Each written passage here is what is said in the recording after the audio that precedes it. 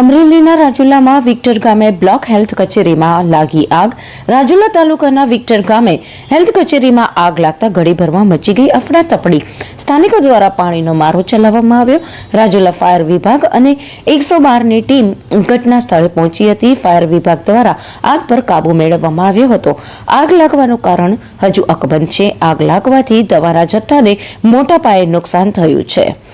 Report Ashok Manvar, Amreli.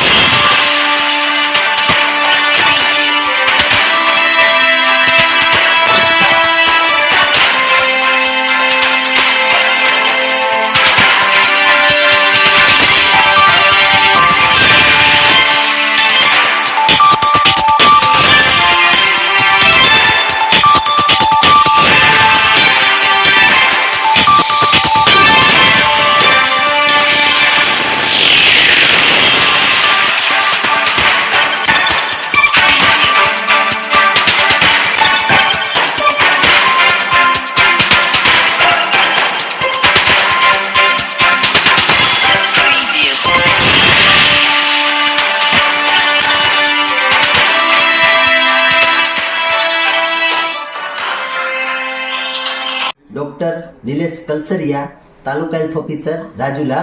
Victor ગામે પ્રાથમિક આરોગ્ય કેન્દ્રના એક રૂમમાં આગ લાગતા તાત્કાલિક રાજુલા ફાયર વિભાગને જાણ કરતા ગાડી આવતા આગ પર કાબુ મેળવેલ છે.